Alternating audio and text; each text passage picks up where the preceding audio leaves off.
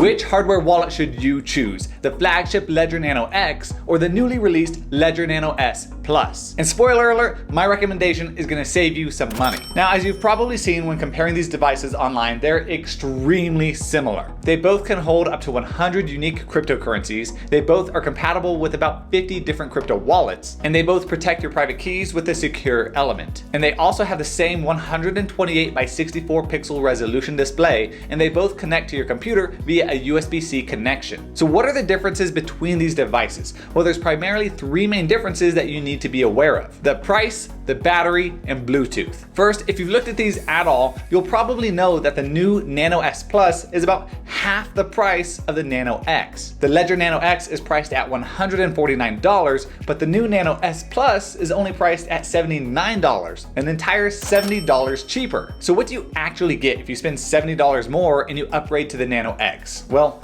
honestly, not that much. With the Nano X, you do get an 8-hour battery, which you need for the device because it has Bluetooth. And obviously you don't just need a battery because something has Bluetooth, but the reason you need a battery on the Nano X is because since it has Bluetooth, you are actually able to sign transactions and send crypto or send NFTs without connecting your Nano X to your computer. So if you're on the go and you need to send some crypto somewhere, but it's in your Ledger Nano X, well, you could just connect your Ledger Nano X via Bluetooth to your mobile phone and open the Ledger Live app, and then you can send crypto and sign the transaction via Bluetooth. And that means that you can sign a transaction through Ledger Live on your mobile device with your Ledger without having to bring the cable and connect it to a computer. And this can be really nice and really convenient, but be aware there are definitely some drawbacks to Bluetooth, and it is a bit limited because you're only able to sign transactions via Bluetooth if you're using the Ledger Live app on your phone.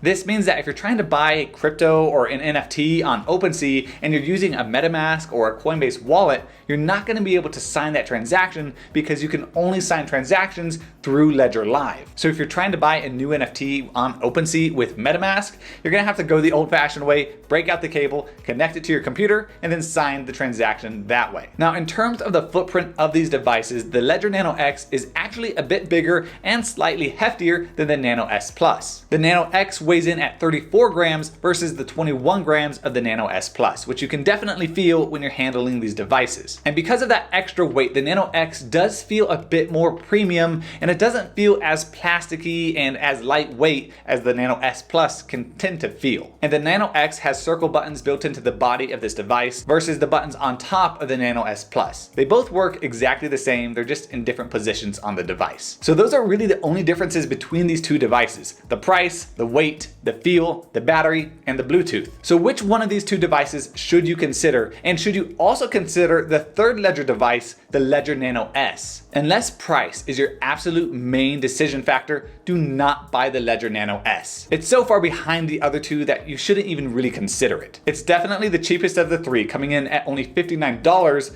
but it also has one major drawback. It can only support up to 3 unique cryptocurrencies at one time on the device. Meaning that if you already have, say, Bitcoin, Ethereum, and Solana stored on your Ledger Nano S, and you want to go store some Dogecoin or maybe some Cardano on that device as well, well, you're not going to be able to do that because the storage capacity is already maxed out and there's no more room for any more unique crypto. So don't buy the Ledger Nano S unless you're absolutely certain that you're only going to store 1, maybe 2, at maximum 3 unique cryptos on that device. You're probably just going to outgrow it way too quickly, and it's not worth even bothering with, in my opinion. So which one should you actually buy? The Ledger Nano X or the Ledger Nano S Plus? And remember, links are in the description down below for both of these devices if you would like to support the channel. So this is the question that you need to ask yourself, and then your decision will be made and you can go order your Ledger. Ask yourself, will I at any point want to sign a transaction through Ledger Live via Bluetooth on my mobile phone? Basically, are you ever going to want to use your Ledger without connecting it to your computer? If the answer to that question is yes, then you need to spend the extra $70 and buy the Ledger Nano X because it has Bluetooth. But also remember the limitations of Bluetooth Bluetooth that I mentioned earlier. But if you don't think you're gonna need to sign any transactions via Bluetooth on your phone,